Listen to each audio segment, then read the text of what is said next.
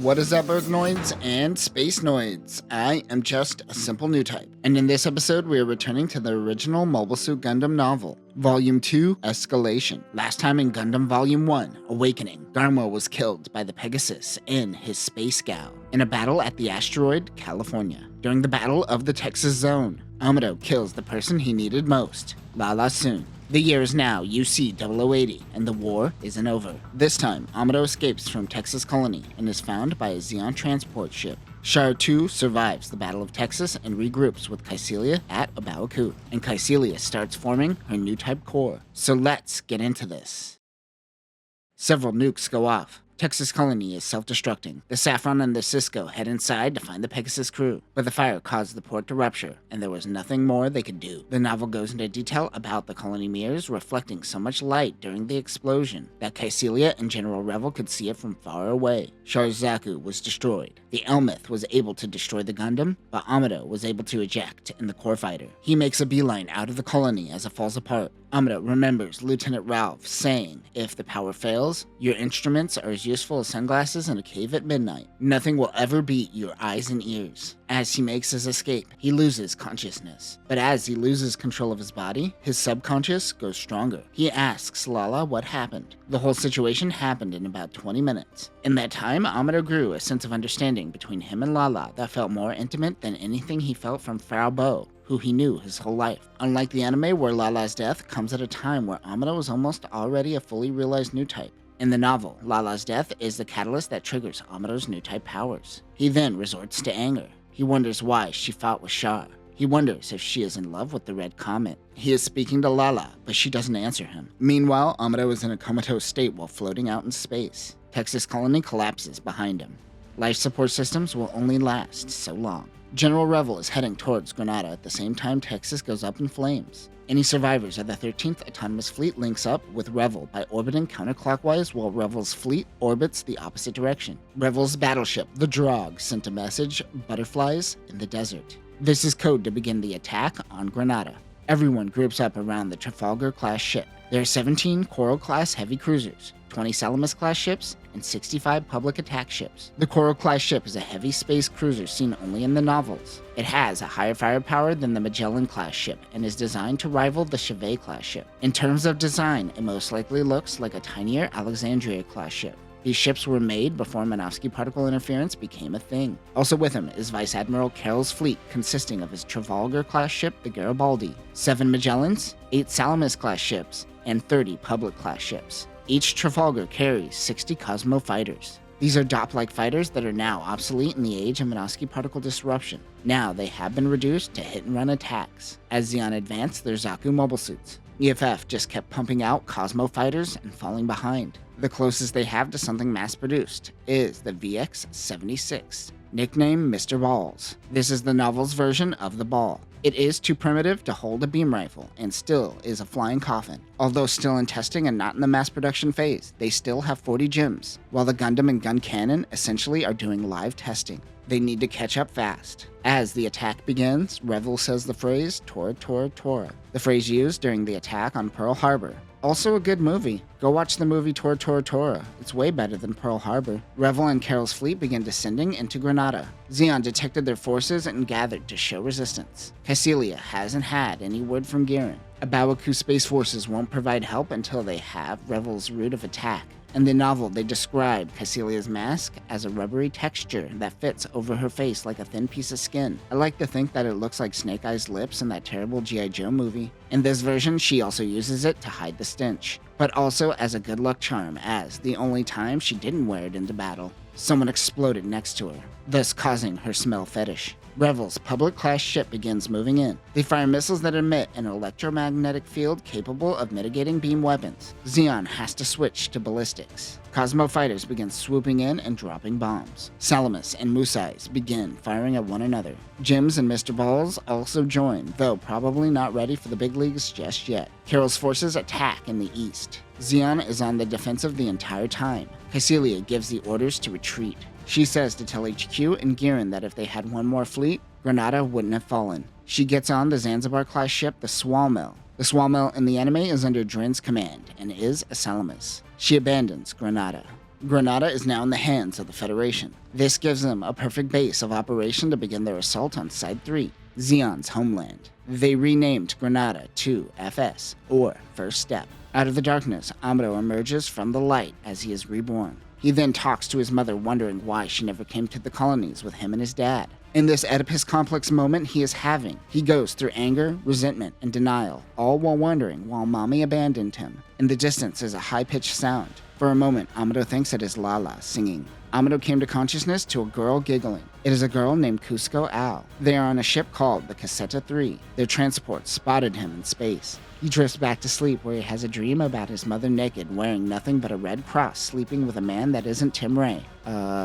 Okay. She begins calling him ungrateful and chases after him. He wakes up to Cusco Al and tells her his nightmares. Maybe not. He notes the artificial gravity is set to Earth gravity, as it is harsh on his joints. Bro, talk to me when you can do push-ups under 100 times Earth gravity. Weak. Their ship is heading to Side 6, specifically Balda Bay. Amado meets with Captain Famira Ashul and Ishfahan. Amado wants to know where his pod is. He wants it destroyed. However, the regulations state that it is their property until they dock at Side 6, and then they can hand it over to the Federation consulate. However, the captain decides to turn over his core fighter once it clears customs from Side 6. Amado doesn't like that option as well. He takes him to view his core fighter, which he calls a capsule to not give away the fact that it is a core to a Gundam. While looking at the core fighter, his worst fears turned out to be a reality. He is on a Zeon transport ship. The captain says it'll take 2 days minimum, 1 week max to pass customs. Something doesn't seem right to Amado.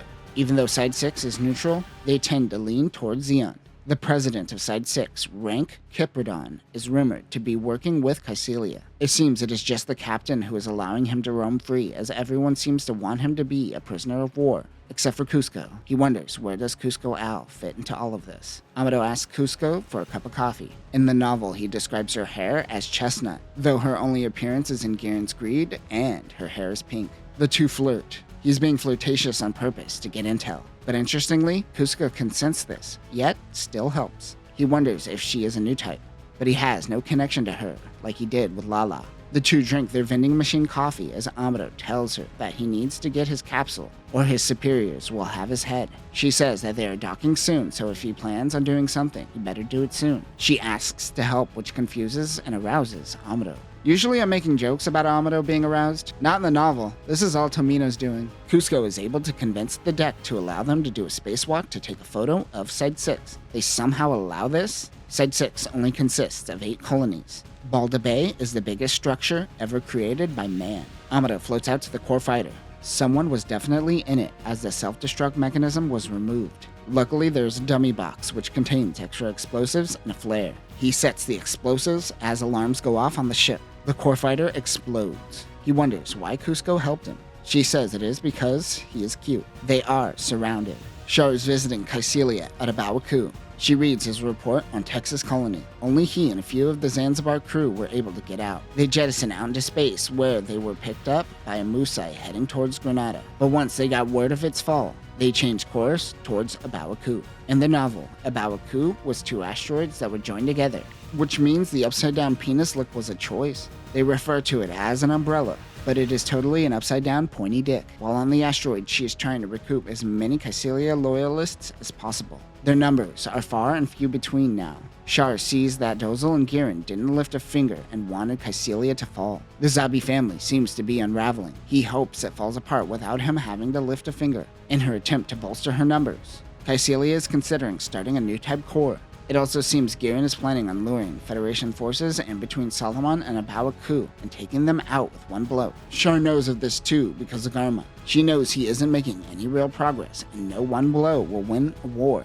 Her desire for a Newtype force makes Char confused, as he is on the same page. She even says that Newtypes are the future. He agrees, but what is her game? He doesn't really care, but it does put the two's ideals on the same page in regard to controlling the Flanagan Institute. He thinks of the Newtype connection between Amado and Lala. At first it angers him, and he is glad she is dead, but then states that they were both able to reach a state of universal wisdom. He wished that could happen for everyone. Kycelia's commander, Garcia Dewal, investigated a man that transported helium-3 from Jupiter. His name is Charlia Bull, and he is a promising candidate for her Newtype group. Char wonders why a potential new type isn't on the front lines. But this was actually a recommendation from Giran. He seems to want his hands in everything. The next is Cramble Corella, a former Zaku pilot. Another happens to be Lieutenant Junior Grade Cusco Al. She is currently on her way towards Balda Bay. This chapter starts with a neat little fun fact. Side 6 decided to opt out of reproducing the 4 seasons on Earth, so things are random, or decided by the people. They don't specify who makes the decisions. However, every 4 or 5 years, they program in heavy rain or snowstorms to remind the people that they are a part of an ecosystem and to not get too lazy. A guy in the consulate has an easy life on Side 6. His gig involves monitoring over the Flanagan Institute. Amado asks him what that is. He says it is where Zeon trains their new types. Amado thought that is in violation of the Antarctic Treaty, as Side 6 is neutral. The guy says, "Welcome to the real world, kid. This is why letting kids in without experience with the opposite sex in the military is a bad idea." Amado doesn't understand what the opposite sex has to do with this. His commander says this as well. I think he's referring to his old Mobile Suit Commander Ralph, and not Bright in this moment. This man is Lieutenant List Hayashida, and he is a spy for General Revel, working as the Federation consulate for Side 6. Cusco Al tried to sneak him into Balda Bay after Customs gave him a hard time. Amado is worried about the core fighters still. List tells him that Cusco isn't an official employee, but is at the Institute daily. She is a new type. List asks about the core fighter. He mentions it is just an escape pod for a gym, but List isn't buying it. Revel personally told him to watch over Amado, and he doesn't get it. He gives Amado Cusco Al's ID and location. After talking to List, it dawns on him that he is being set up. Amado heads to the Flanagan Institute to meet with Cusco, knowing that List was probably tailing him. They didn't plan this meeting, but she knew that he would come for her, which is why she is wearing a dress. As they head out, the two banter back and forth. He wonders if she is using psychology to trick him. She said absolutely nothing, but he sensed that she is calling him a baby. Amado is triggered. He stops the car and gives her the boot before taking off.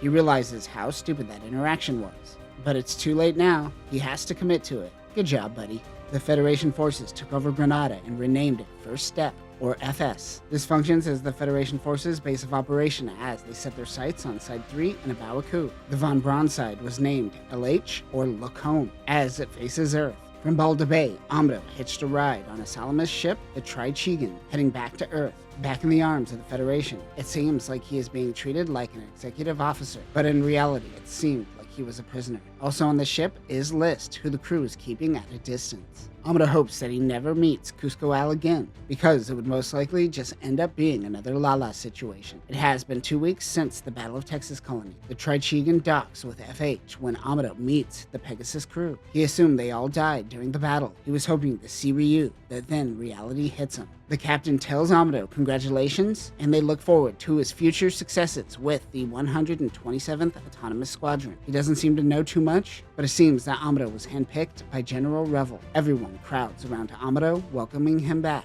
They got word that he was on Side 6, and they have been waiting for him. General Revel is waiting to meet with him. They all head out on Elicars and fill him in on what he missed. He learns that they lost the ship, but Operation Star 1 was successful. As the Federation makes their push, Zeon seems to be struggling with an internal conflict amongst the Zabi family. Then Amado goes, "Oh hey, Mirai, you got a little fat." His autism is poking out again. It was because of Sayla that they were able to get out of Texas Colony alive. They think she may be a new type, and she is, but they don't know that she is from Texas Colony as well. Bright mentions that she says she is from Side 7 like him. The kids head back to the ship while Bright and Amado enter the HQ. Amado wonders what ship. It is the Pegasus 2. He realizes they are shipping out the battle real soon. General Revel calls Amado a true new type. He says that Zeon is stalling because they believe they are developing a secret weapon, something that is capable of hitting the moon from Zeon territory. This is the colony laser. They don't have to build a new one either. Since Garen is going full dictator, he just has to boot people out of a colony. Uprooting civilization and culture? Easy peasy. The rumor about Zeon forming a new type team seems to be true, which is why Revel is forming his own new type group. This is the 127th Autonomous Squad, with Pegasus 2 functioning as the vanguard. Revel says that the helmet that Amado took out was certainly a mobile armor designed for new types. He goes, "Good job, boy. The way you vaporized that mobile armor? Solid work." Amado goes, "Thanks, I guess. Scars and shit, but whatever." Revel says that he isn't waiting for the desk jockeys over at Jabura, and they are taking action now. That's straight up a jab at Gop. Suck it, Gop. Bright believes that Jaburo is a bigger problem than Zeon. Bright doing a little bit of Titan shadowing over here. Around Abawaku, Char is testing out the new Rick Dome. There is a 360-degree shock absorber installed in the cockpit to help with the G-forces. He mentions that the Dom bazooka is on the same level as a Musai's main cannon. Char is certain he could take care of the white mobile suit with this. A fleet is approaching in the distance. When he fires and destroys the ship, he is with 5 other Doms. This happens to be a mock battle. The Red Comet says they would all be dead if this were real. They all roll it back and run the mock battle once again. He sees that the Elmith is also running simulations with them, and he thinks that Lala is probably the only real Newtype. He now has a team of combat veterans on his side. His Dom team tries the Newtype technique called Formation G. It involves 6 Rick Doms surrounding the target in a circle across a 500-kilometer diameter, then slowly pushing in, shrinking that circle until the enemy is hit by one of their bazookas. Seems like there would be a little bit of crossfire there. However, the Elmith is able to push through and isolate one Dom with its bits. They pick off one Dom at a time. It is a real pilot and not a simulation. The Elmith's bits take out Char's leg. He goes on the retreat. The Elmith is able to take him and the remaining Dom out. He senses a female is piloting the Elmith and he gets mad. Char wonders if it is Cusco out. She's just going to end up like Lala. Her voice comes over the comms. It is Cusco. At LH, Mas Khan is explaining the latest improvements to the mobile suit. This version of the Gundam has the magnetic coating. They haven't improved the reactor, but with the magnetic coating, he should get a significant boost in mobility. That a new engine won't be necessary. They are still figuring out how to mitigate G-forces in the cockpit, something the Dom has unlocked before EFF. He is happy that the Gundam still has eyes, unlike the Gems. Amado says that there is something very human, yet uncanny about the Gundam having 2 eyes like a human.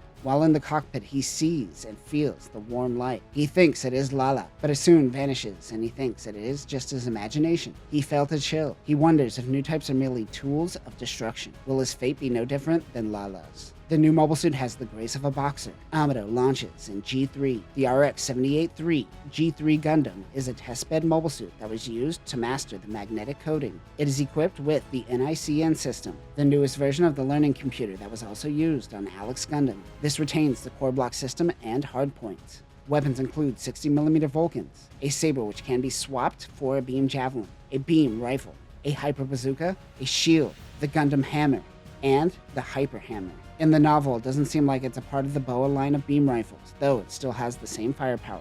He takes off. The power is amazing, but he wonders why the engineers didn't reinforce the armor. He hasn't realized that EFF treats life as expendable yet. Amado wonders if this is what Lala was trying to warn him about. Even if Amado is a Newtype, he is still a Federation pilot and must follow orders, not ponder the universe. Staying alive is what he needs to focus on. On the Pegasus 2, Marker Clan picks up the new Gundam moving in. He docks with his new ship. I assume the design resembles a second-wave Pegasus ship like the Albion or the Grey Phantom. Since they mentioned the bridge looks more horse-like, Sayla guides him to Hatch 1. When he lands and gets out, he is met with Petty Officer First Class Callahan Slay. Once back on the ship, Amado thought that he would have a moment to breathe, but he and Kai started running training exercises. There are 2 other mobile suit pilots on board.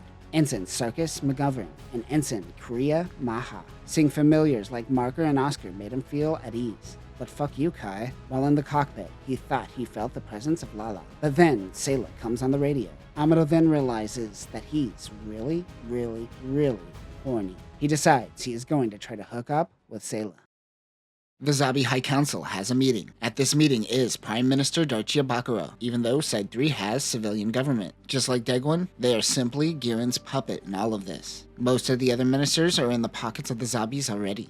Dozel is frustrated, but at this point he trusts Caecilia. Or more so, Caecilia is a canary in the coal mine for Dozel. Once she stops pushing back against Girin, then he should be worried. They are there to discuss the system project. Darchia briefs everyone on the plan. It consists of taking a colony and coating the insides with aluminum. This can be used as a powerful weapon of mass destruction. They will have to evacuate one of the colonies and will have to work with every industry within it. Everyone is in agreement and needs Degwin to sign off. Darchia gives the proposal to Degwin to sign off on. He says my eldest son is a blot on my honor.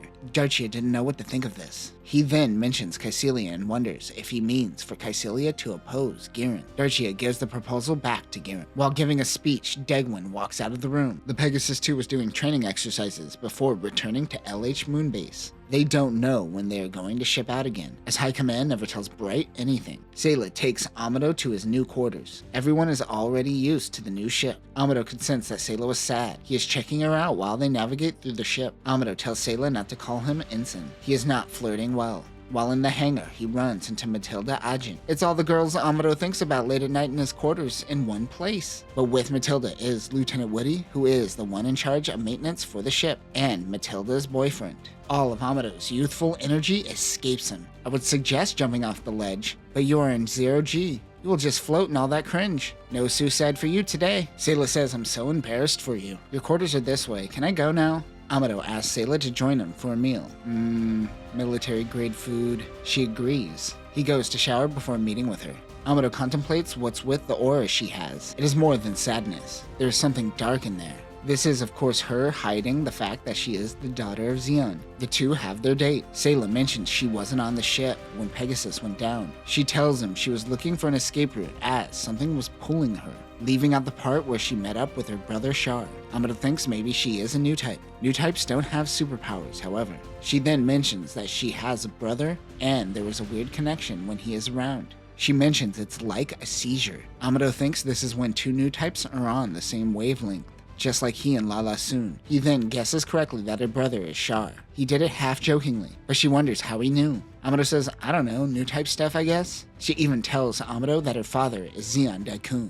Then she says, maybe I made it up. Playing hard to get with the geopolitical expansion pack is taking it to a whole new level. He tells her that he had Newtype connections with Lala and Cusco Ao. He will most likely have to face her next. Kai comes over and tries to smooth talk Sayla, but she says, I got a man right here. Nice. While Amado is with a woman that likes him, he decides to think of other women. Focus, dude. Shalia Bul, Shar, and Cusco Al gather at a Bawaku. There is something about Cusco Al that irritates Shar. She was originally from Argentina, but moved to Side 3 during the forced immigration period. She wasn't originally a part of this meeting. There doesn't seem to be any loyalty between the three. Even Chalia is originally under Giran as a spy, so even Shar can't completely trust him. They are treading lightly, but their loyalties lie with Kycilia currently, and this might change depending on how the wind blows. Personally, Chalia is just here to understand Newtypes. He doesn't believe that he is one, but he is very fascinated in Daikun's teachings. As a person who has been to Jupiter, perhaps he understands living in space the best. He says that Daikun is the politician they need today. Chalia says men with personal ambition and hidden agendas are people you don't want to trust. Shar wonders, does he know who I am?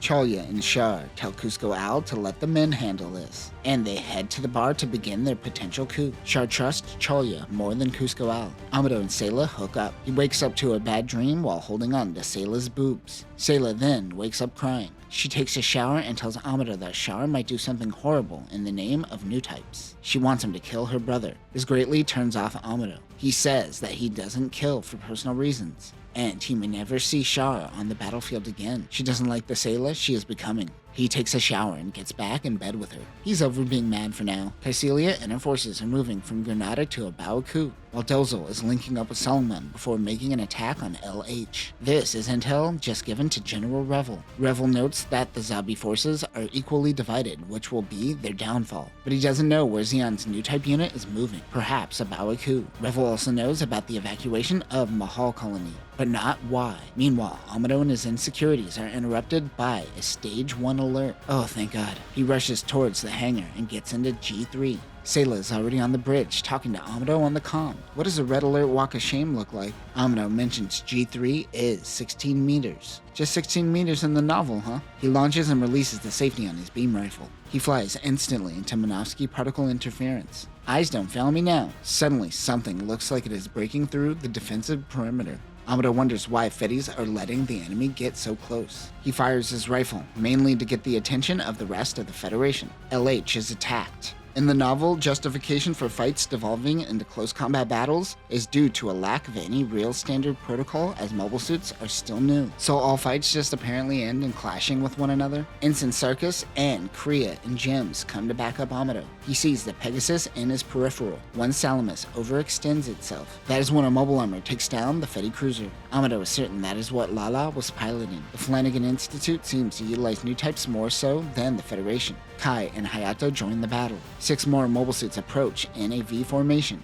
Kai and Hayato protect the thoroughbred. Think Ford's on board? He shoots down one of the mobile suits, and the Zeon squad breaks formation. They don't know what they are fighting. It may be a goof. Kai is supposed to be focusing on long-range support with the gun cannon. Get it together, Kai. A sound shudders throughout Amado's body. Sayla and Mirai could hear it, but not Bright. Mirai moves the ship without Bright's commands, but this causes them to dodge a beam rifle attack. Amado, Mirai, and Sayla seem to be in sync with one another, which is frustrating Bright. He thinks, is this a Newtype? Amado dodges debris and finds the same mobile armor Lala soon piloted. The Elmith. It fires at the Gundam with its beam cannon. He has to act fast or it will kill him. The magnetic coating is saving his life. He needs to think quickly. Amado gets a hit on the mobile armor and pulls back when suddenly he senses the red comet approaching. He gets visual confirmation and notices the skirt is different. It is the Char Aznavour custom Rickdome. Char is relying on hit-and-run tactics. Amado is getting frustrated. The Red Comet realizes this is a different Gundam and not the one he fought on Texas.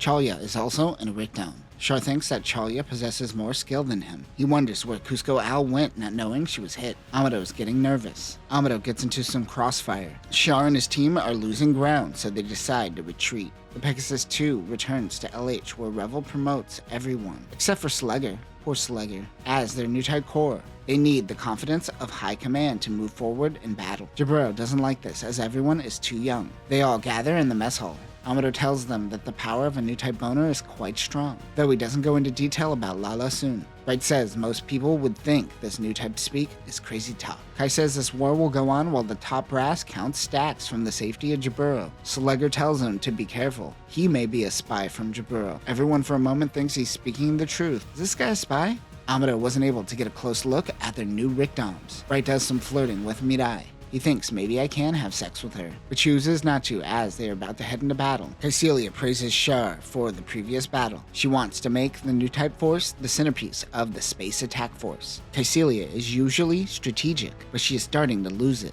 Their next mission is in 24 hours. The Abawaku forces will be used as a decoy so the Fetties can be drawn out and attacked by Solomon.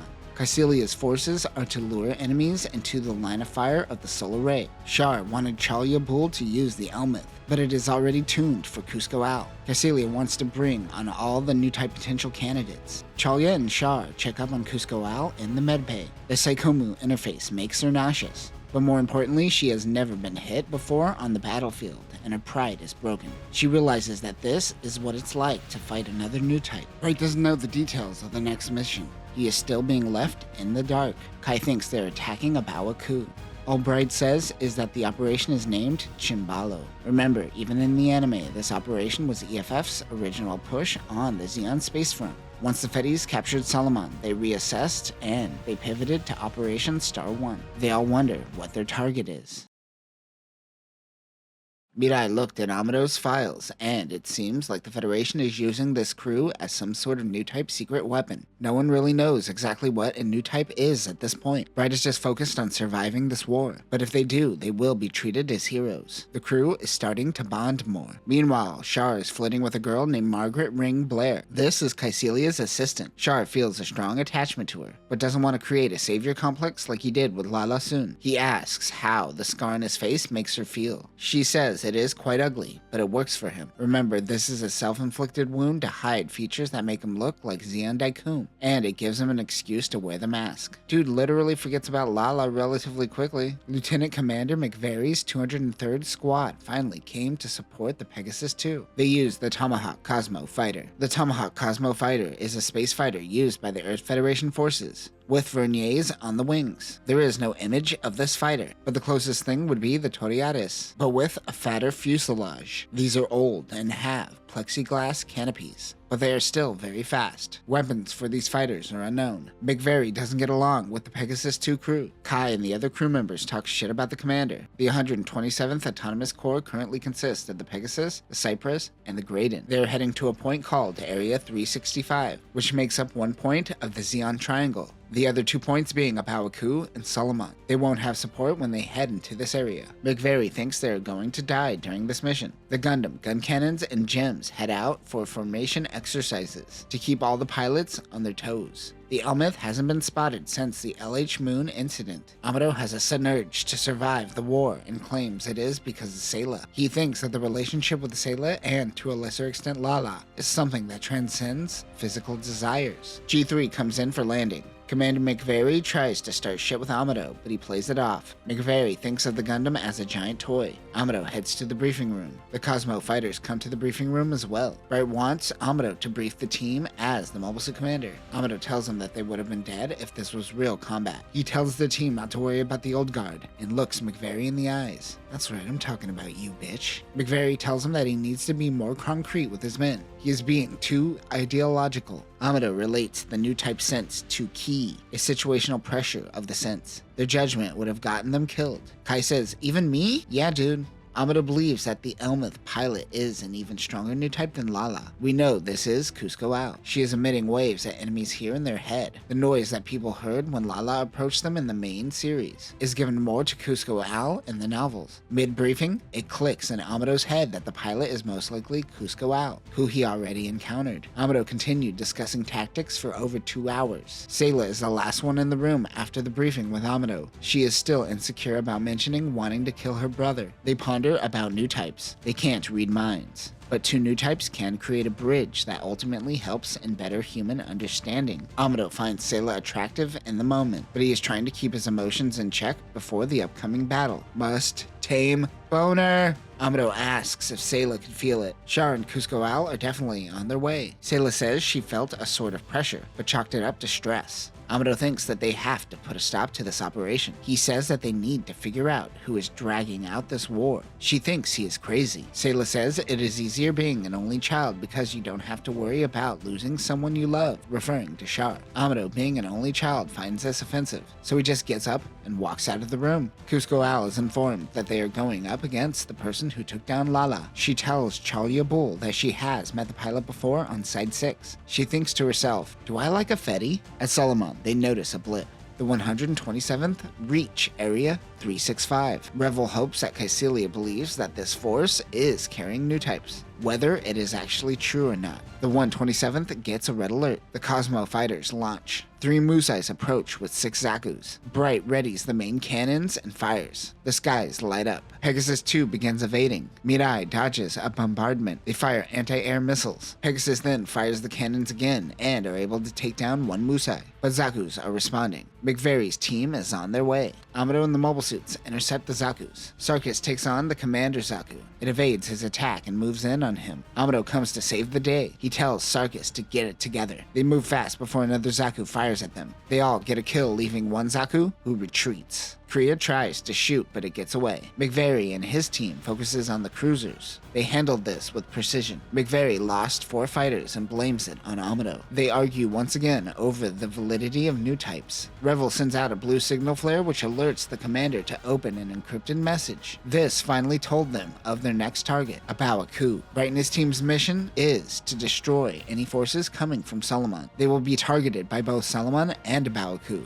Char and his new type team is most likely coming for them. On the flagship, the Gandao, Dozel is infuriated that 3 ships just went down. He wants to beef up his armada and makes his way towards Abawaku. He wants to teach Revel a lesson. Caecilia is hoping to meet with the Federation's new type forces. She also wants to ensure that Gurren doesn't go through with the system project. Char wants to abandon Abawaku and flee. He tells Margaret to take care of herself, but gestures to come meet him outside. He tells her to focus on survival over anything else and to not do anything rash. His fleet heads out to search where the Gundam sunk the Musai cruiser. Chalia and Cusco butt heads, so she hangs out in the Elmith cockpit. She finally comes to terms with the fact that she has to kill Amado even though she likes him. McVary reminds everyone that over 5 billion have died during this war. Human population is going to be hard to keep up now. Bright says that many see this as a form of population control. This makes Amado mad. But Bright says, yeah man, welcome to the real world. Sayla tries to calm Amado down. She reminds him that if he wants to see new types thrive, they have to defeat the old ways of thinking. The 127th took down 2 Chevets, 4 Salamis cruisers, 3 Zakus, and a Jiko attack ship. They took them down in less than 15 minutes. Amado and McVary became friendly after this. Char believes that they may be true Newtypes. He gives a speech to his men.